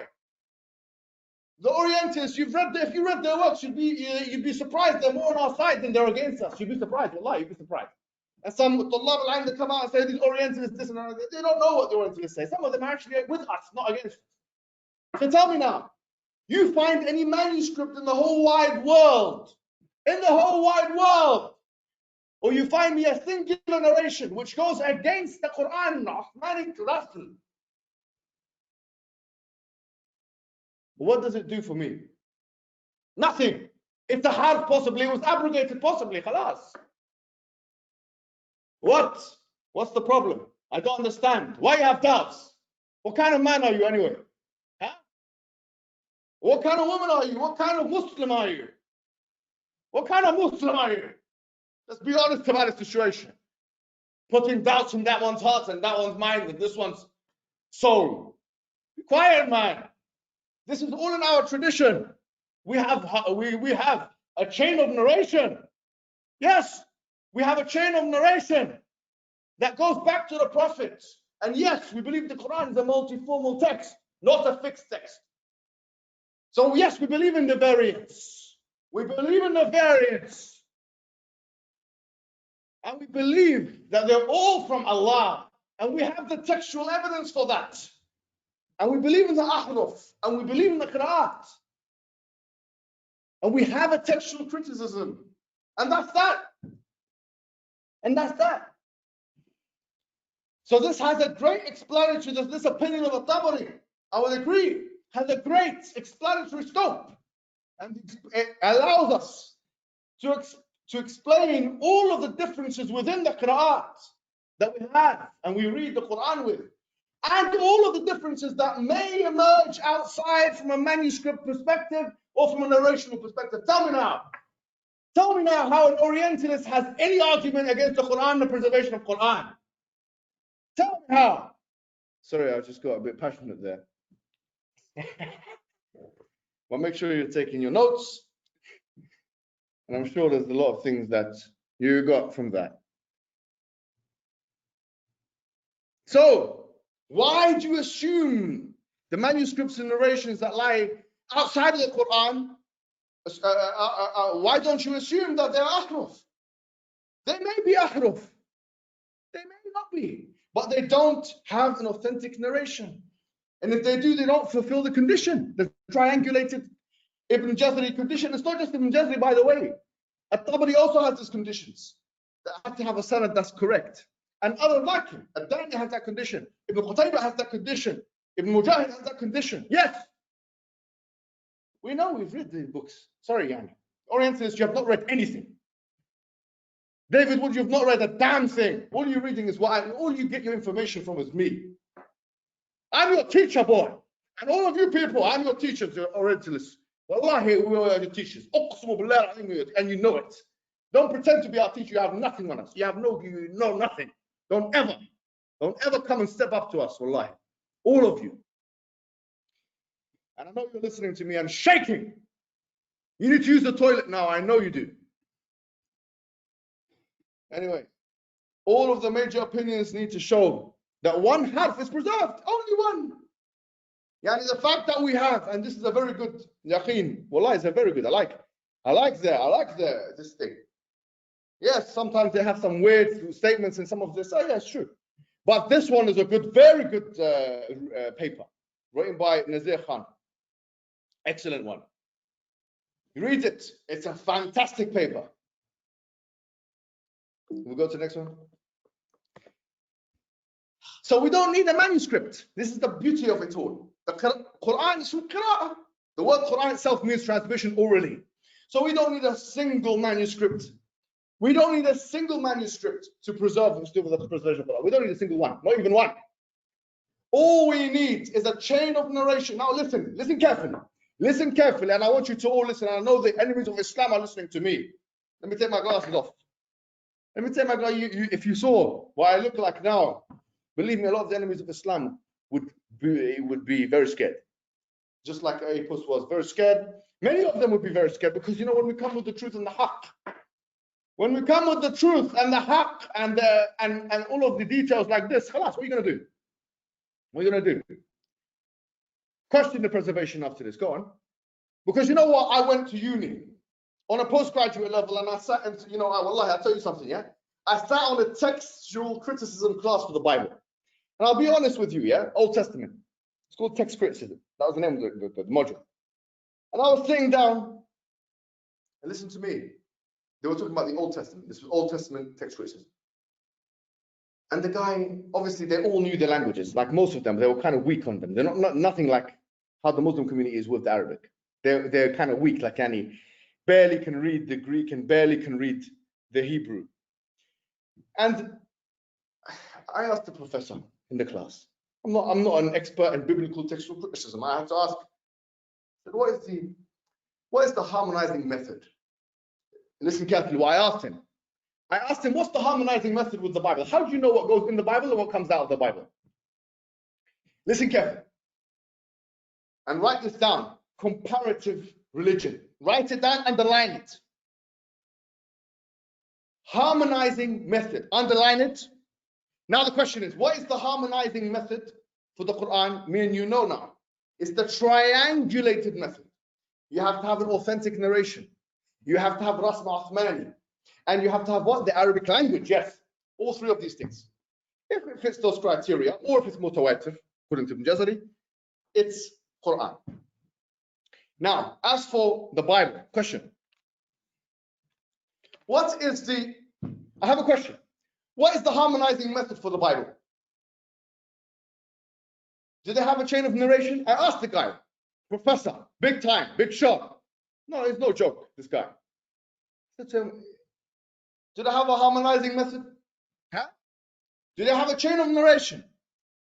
Do they have to go in line with the language? Does it this or does it that? Do you know what he said to me? And uqsimu billah al-azim, I will never forget what he said to me. He said, the Bible, the Old Testament, listen carefully to all those people out there, the Christians, how dare you talk about preservation? It actually makes me angry. Listen to what he said, not a stupid running around the street, speakers Qur'an talking nonsense. This is a professor at the high levels, and this is all over your books. He said the following. He said there is no harmonizing method. Wait a minute, what did he say? He said there is no harmonizing method. So how do you know what goes in the Bible and what comes out of the Bible? How do you know what goes in the Bible and what goes out of the Bible?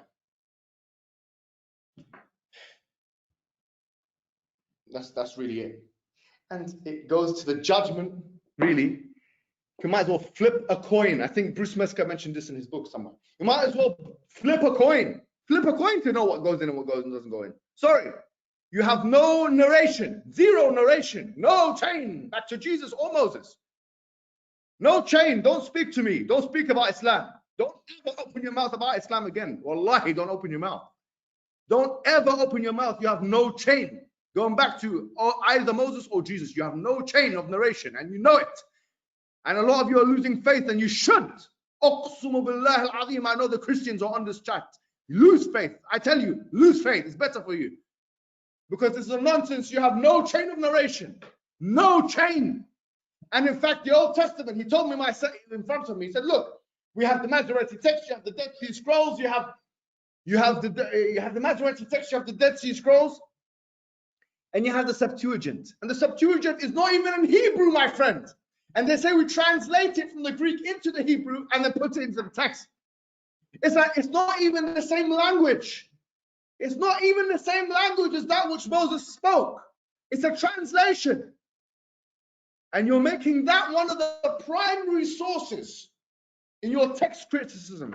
And you're comparing with all audacity because of the ignorance of the Muslim community and the weakness of the leaders. You are comparing your method of preservation with us. Uqsum billah, you have deceived and self-deluded. Dunning-Kruger effect, you jokers, you imbeciles. How dare you talk about the Quran, you imbecilic individuals. It's not even in the same language. And they put it in there. Let alone sanad and this and that, and the Sahaba were going to beat each other up because they didn't know. Is this one saying it? Get the hell out of here. Get the hell out of here.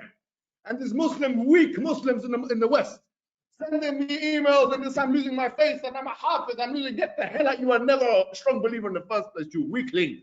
You're a weakling because you don't know your tradition. You're sitting there watching Netflix and you don't read the books of Islam. That's why you are where you are. That's why you are where you are, you imbecile. It's our fault. There's no harmonizing method. And so today, inshallah, we should have covered. We should have covered the chronology, the history. We should have covered what is the ahruf, what is the qira'ah, and of course the primacy of the oral tradition. And with that, I leave it for questions. Assalamu alaikum wa rahmatullahi. Actually, I shouldn't be saying assalamu alaikum. I should be saying, yes, I'll be leaving it for questions now. So I'm going to be reading some of the questions right now. Okay. Someone's saying assalamu alaikum. Okay, wa alaikum assalam wa rahmatullahi wa barakatuh. Yep, another person. Why was the 99% of the Quran in the early manuscripts? It's obvious the 1% was added in. It wasn't added in. They have 99% folios and they don't have 1% of them. Why did Sheikh Yasir Qadi say that there were holes in the standard narrative? He made a mistake by saying that. He shouldn't have said this. He was talking to me as if he should, like we were in the classroom talking about the Qur'an's views. He told me that he believes in At-Tabari's view. He told me that he believes in At-Tabari's view. He doesn't believe in the Qur'an view. We said there's two major views. And he was talking about the holes in the Qur'an's view. And he was talking about the holes in Ibn Jazari's views and so on, which I agree there are holes in that view. So clearly, the disbelievers, they're looking for any words, a formulation of words to destroy Islam. And if Yasir Qadi has something more to say about that, then that will be published. But as far as I know, he's not saying something. He's saying that there's holes in the standard Qur'an. This is my reading of what he's saying. You see, that's my reading of what he's saying. But it really angers me. Yeah, it really angers me that there are some Muslims actually losing faith and some stupid non-believers who are enemies of Islam that are using that as some kind of evidence against Islam. Subhanallah, Ibn Mas'ud, he says, "Man kana muqtadiyan falyaqtadi biman qad mat fa inna al-hayya la yu'thar alayhi al-fitna." Whoever wants to follow someone, let him follow the people who died. Ibn Mas'ud, the same person we just mentioned, one of the masters of Qur'an. For the one who's living, the fitna has not alleviated from him or from her. Meaning, why is everyone so hung up on what happens about Yasir Qadi? Sorry, if Yasir Qadi jumps off a cliff, we're going to jump off a cliff. If Yasir Qadi commits suicide, we're going to commit suicide. If Yasir Qadi, he did this, we're going to do that with him. And if Yasir Qadi become apostate, we're going to become apostates. And what's wrong with you, Yani? For someone to really, wallahi, I find it bemusing and baffling how individuals in the West are so attached to person. Yani, what happens if I become disbeliever? Yani, what happens if I change my mind, become Shia? You're going to become Shia. If I become Shia, you're going to become Shia. If I become Ahmadi, you're going to become Ahmadi. If I go to that community, you're weak. Wallahi. Some of these individuals, they're really hung up. Yani. And it's not, Yani, it's our fault. It's our fault that we become celebrity-obsessed individuals. I didn't get into dawah so that people can hang on to my every word and to this and that. And wallahi, it's embarrassing and it's humiliating. There's some Sahaba, there's some people. Abdullah ibn Abi Sarh, he was Sahabi and became a disbeliever. Sahabi. The disbelievers also become, the Sahaba also become disbelievers. Sahaba. There were big scholars that became disbelievers, ex-Muslims and apostates. Does that mean when those become ex-Muslims and apostates that we're going to, religious switching is a part of human life? I'm not saying Yasir Qadi is going to fit into that. But what I'm saying is, why are people so hung up, Yani, with all due respect, about what people think? Yani, so what Yasir Qadi said, there's holes in the standard narrative, that's all I'm going to say. That's what he said. But he also said, I believe the Quran is 100% preserved. That's what he said. From what I remember, he said, I believe the Quran is 100% preserved. So, Yani, why don't you just hang on to the muhkam and leave the mutashabih? If it comes out with anything other than that, then we'll deal with that. But that's all he said publicly. That's all he said publicly. If you bring something else, what he said in his emails, and this is not my business, what he said in his emails, and what he meant is decontextualized. I'm sorry, I can't comment on that. But that's that, Yani. Khalas. You stop being like obsessed celebrity, obsessive personalities, with all due respect. Who cares what Yasir Qadi said? Why he cares so much? Why? Doesn't matter what he said, to be honest, with all due respect. Does this work? We'll be given notes. I don't know. Can you tell us, Qadi, your opinion? Yeah, Qadi says he believes in the opinion of Tabari. That's what he says. What I just mentioned really is what he believes in. He says he believes in that. Now, whether he's true to that or not is something that if he publishes anything in the future, we can look at academically. But that's what he says. He says there's holes in the narrative of the Qur'an, it's my understanding, of Ibn Jazari, of Ibn Qutayba, of al-Baqillani, of al-Razi, and so on. So that's my understanding. Now, how many authentic narrations of the Qur'an are there, including 10 qira'at? Well, look, that's a very complicated question. I don't understand what it means, because you've got the 10 qira'at, then you have the riwayas. So at what level are we talking about? Are we talking about the level of Sahaba? Are we talking about the level of Tabi'in? Or talking about Atba' Tabi'in? The question is, I don't know, and that's the question. That is the golden question, to be honest. How many are there? And that's why there's difference of opinion. And there were many books that were written at the time of the Tabi'in and Atba' Tabi'in about this question, about how many qira'as are valid. At-Tabari himself had a qira'ah, which went, because his whole book, his compendium, was lost. So the question is difficult to answer. With all due respect, it's difficult to answer. I can't give you an answer. Yeah.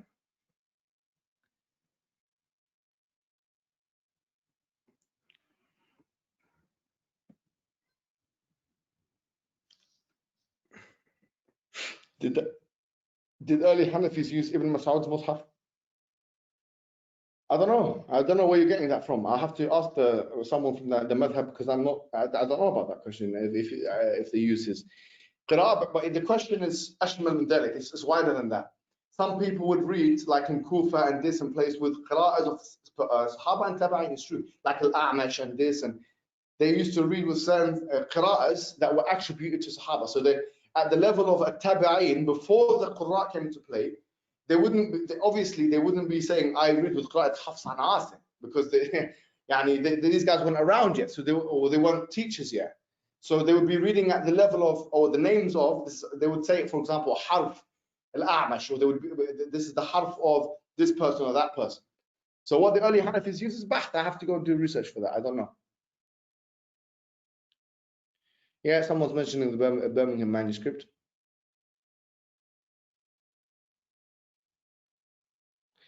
Oh, sorry. When were the Fathas, Kasras, Dhammas, and Sukuns added? Ali ibn Abi Talib appointed Abu Aswad Du'ali to put them in. That's the standard opinion. That's what it is. But obviously there was other kinds of. When we talk about dots, we have to be careful, because there's all kinds of material now that's just on dots. Are we talking about the dots that yushakkil kalima? Are we talking about the dots that make the difference between ta and ya and tha and so on and so on? These dots, are we talking about the red dots that tell us the demarcate one ayah from the next ayah and so on and so forth? These are all different questions. But if we're talking about the ones that make the kalimat, and the fatha Abu Aswad al-Du'ali, so this was quite early on. But different dots have different times, and this is different. This is, if we're going into manuscript analysis, is different. But the reason why the dots were not there in the first place, what you call haykal al-kalima or jism al-kalima, is so that the kalima, or the consonantal skeleton of that word, the lexical phrase, would facilitate more than one reading. Because as we said, it's multiformal, so there's some words like malik and malik. Nowadays, if you look at the Mus'haf, you open up, it's something called the Alif al-Khanjariyya. So you've got Malik, is spelled Mim Lam Kaf, but then you have an Alif Khanjariyya, which is like a dagger Alif in the middle, which is symbolic of that facilitation. So it's one lexical phrase which has the ability to indicate both reading, which is beautiful, amazing. Wallahi, it's so amazing how they made this, how the Sahaba were in. Wallahi, they're genius for doing it. They're geniuses. And Uthman al-Affan, when he put the Masahif together, he actually had this. By the way, it's the one we say Mus'haf Uthman, it's not just one Mus'haf, it's more than one. Some say 7. One to Basra, one to Kufa, one to Medina, one to Mecca, and so on and so forth. One to Bahrain, one to this place. They sent it, and when he sent it with people to read it out, which is very, very important, because let me give you one example. When we say the word London, how do we read the word London? If you go to Cambridge Learner's Dictionary, it'll tell you there's a schwa, called a schwa, these kind of learner symbols. It's completely different. But why do we not use the word or read the word London? It's London. The reason why we don't read it phonetically as it's spelled, like the grapheme doesn't associate particularly finely with the sound, is because, and the reason why that's the case is because someone's taught it to us like that. It's simply human people, individuals have taught London to us as that's how it sounds. Which shows us it's not just as, oh, this is an ancient way of dealing with language. No, this is the contemporary way of dealing with language. And this is the only way of dealing with language. Why do you read it Polish and not Polish, and Polish and not Polish? Homographs and homonyms and all of these. Why do they operate in that manner? Because of context and human communication. So Uthman ibn Affan, to indicate his seriousness when it came to the preservation of Quran, he sent the Mus'haf, but he also sent a person to read with the Mus'haf. It's like, and if you want to put it in modern parlance, taking someone, giving them a book, and then giving them like a cassette or a video or a video to listen to how it sounds as well.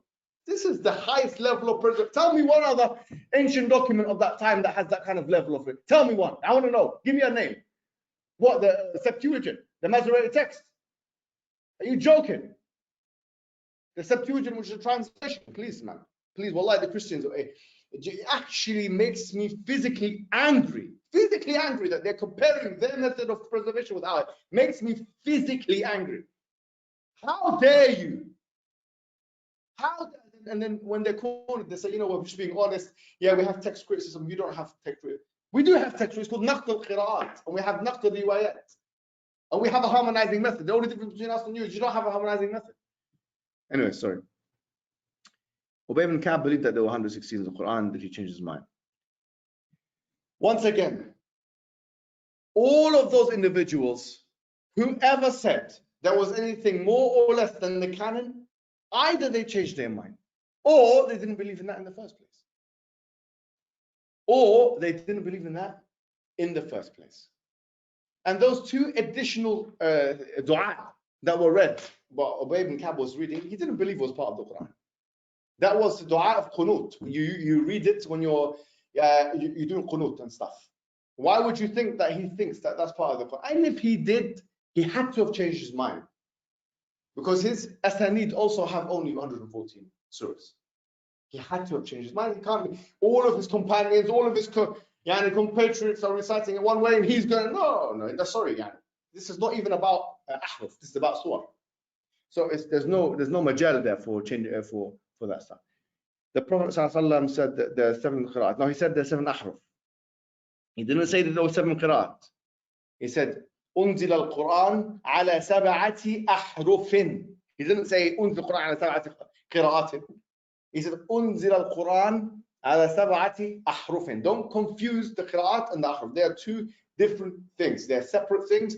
The qira'at are different from the ahruf. Yes? The qira'at incorporate the ahruf do not incorporate the qira'at. That's how it is. The qira'at are the difference in the qira'at are the ahruf. The differences in the qira'at, whatever they may be, are the ahruf. That's what it is. Even if we take a Tabari's view. The differences of the qira'at are the ahruf. Now, my question is, how can Umar both belong to the same tribe and have different dialects? Because both of these are high. Listen, this is a very, I don't accept this interrogation. Some of this is mentioned in the classical books. And they say, well, Hisham al-Hakim is Qurashi and Umar al-Khattab is Qurashi. And how could they be reading in different ways?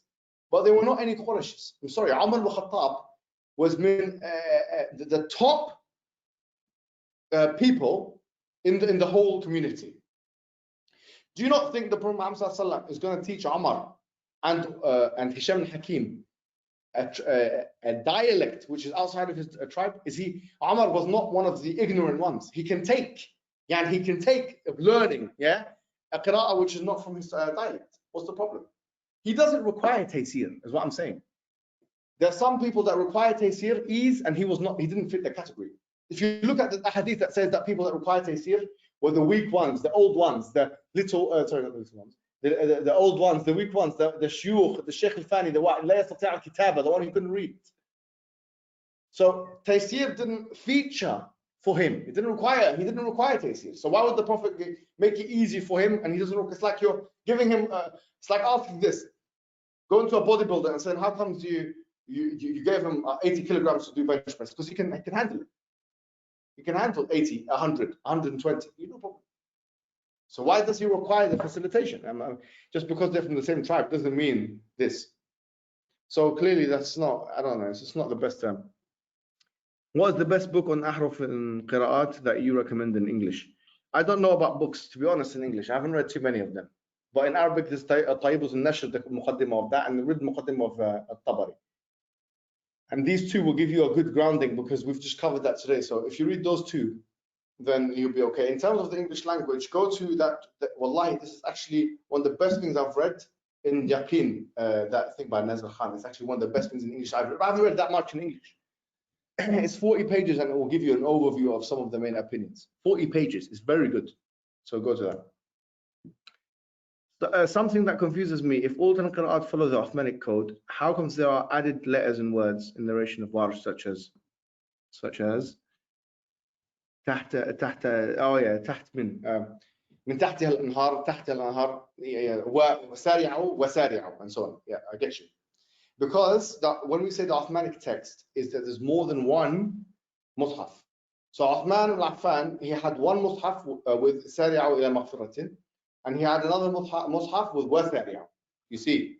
So when we say the Uthmanic text, we're talking about all of the masahif, which sometimes you can have ziyada or nuqsan even in the haykel of the kalima and even of the kalima itself. But usually it will be like min tahtiha in surah, Tawbah, and tahtiha in other surah. So min and without min, and wow and without wow, and so on, which, as I say, it doesn't really make a difference to the narrative. But yeah, because when we say Uthmanic masahif, we're talking about that which Uthman endorsed. And once again, we don't require, it's because now it's preserved through the Qur'at. So the Uthmanic script is preserved through ulum. People would teach it to other people. And the Qur'an was preserved through ulum as well, through the Qur'an. So this is, hopefully you understand that. According to Timothy Keller, there is an academic research into the early compiling of the Quran. Is this true? I don't know. How can we be sure that manuscripts were not burned because they were verses that bothered the companions? Well, there'd have to be in a massive tacit collusion for that to happen, to bother the companions. There'd be in a massive tacit collusion. And remember, at this time, there were companions that were actually in conflict of interest with one another. The companions were no monolith. And this shows you, ikhtilaf Sahaba has rahmah as well. And the rahmah is, it avoids, it stops some of the people from saying these things because the Sahaba were not on one plane. Some Sahaba had different interests than other Sahaba. The Sahaba are a big group. So sometimes the ikhtilaf, the rahmah, which is, it stops people from saying that they colluded on everything. Wallahu ta'ala. We're nearly finished? Oh, it's a Maghrib time. It's a Maghrib. In 5 minutes. Oh, 20 minutes ago. Oh, subhanAllah. Okay, I'll answer 3 more questions. Assalamu alaikum. Regarding the different madhahibs, we are supposed to respect all madhabs and follow the Quran Sunnah. Yes. In line with Arabic language, yes. Where can we rewatch it? Sapiens Institute.org. J. Smith. Abdullah, Alhamdulillah for Tabari. And majority of Fuqaha. If one harf actually preserved, can it be that each of the Qur'an has chosen something else for one word, that there is a way it was forgotten? Is this true, or have all ways of reading certain always been preserved? Yeah, this is the debate. There's some words which were some shadh qira'at which are not preserved now and not being read, but the ones that we're reading are the ones which were preserved. So yeah, this is. But the idea that there was no textual criticism in the early, I mean, the Christians are only doing the textual criticism now, 2,000 years later. We've been doing textual criticism in the early days. That's the difference between us and them. They're so happy with their textual criticism. They did it in the wrong time. 2,000 years post-date. We did it 100 years after the Prophet died. One year they started doing textual criticism after he died. That's when you should do textual criticism. No, not 2,000 years after the date. How many manuscripts so far have been found that goes against Uthmanic Rasm?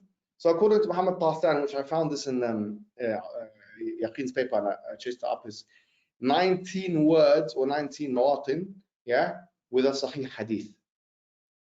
Now, so that's hopefully this. Akhi, you should calm down. Subhanallah. Yes, I should calm down, but sometimes, you know, get passionate. Those who doubt have never had a relationship with God. It was a bit scary though. Actually, if people voice their doubts when being Muslim, you should react more calmly. Fair enough. Someone's getting excited. No. But yeah, to be honest, with this whole people voicing their doubts, I'm sorry, but some of how it was dramatized, and I can tell you from experience, like when you see someone like that kind of whimpering and embarrassed and weak, the only way is to shout at them. You know, if you saw you know, how are you gonna get people? It's not part of it. But I agree, actually.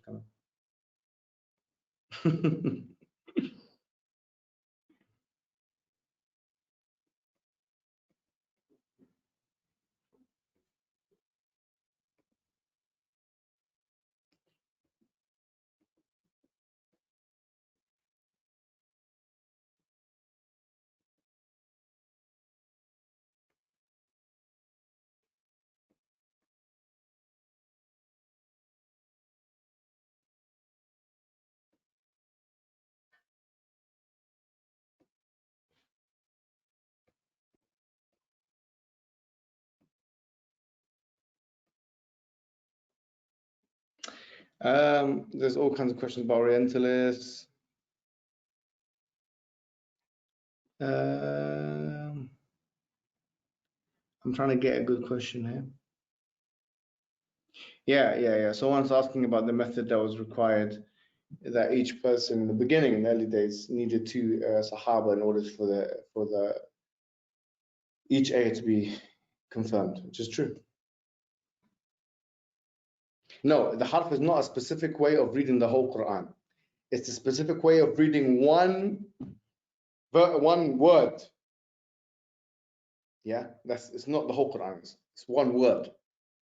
So it's a difference in one word, according to the Tabari. It's a difference of one word rather than the whole Quran.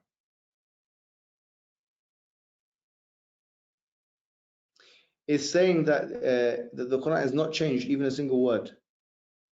Yeah, it's not changed. Why is it changed? Why would you think that's the wrong thing to say? How is it changed? How's it corrupted? Nothing's been added to it and nothing's been taken from it, from the authorial intent. We don't believe in corruption. Sorry to say, corruption. The authorial intent. Allah intended this to be read in the prayers of the Muslims and to be bayna aidi al-Muslimin. This is what's going to be with the Muslims, and that's it. That's what is required. And we don't believe in the corruption of that. Some are saying, yes, totally understandable passion, brother. Some people need to wake up and educate themselves, and others need to shut up. Yeah, well, this is more what I believe. You're right. And sister Siham Jannati. Inshallah, I think this is just on the haqq. Anyways, with that, guys, I think I need to pray a Maghrib prayer. Okay. Guys, do you know what I do? I'll be honest with you. I see if you're paying attention and if the attendees are leaving. If I do, I start moving it a bit, shaking the tree a bit, because sometimes I feel like people are not paying attention. But hopefully, you guys, go back on this webinar, even if I'm shouting or something, you know, or be speaking passionately, and just read through your notes. And if you understand it, good. No one can joke with you and no one can play with you. Believe me. Because anyone asks you now, how can you explain this variance as harf? How can you explain that variance harf? How can you explain this as harf? How can you explain this manuscript harf? How can you explain it possibly harf? Possibly, basically, it's gonna. You can jab them to death with this. And jazakumullahu khairan. Wassalamu alaikum wa rahmatullahi wa barakatuh.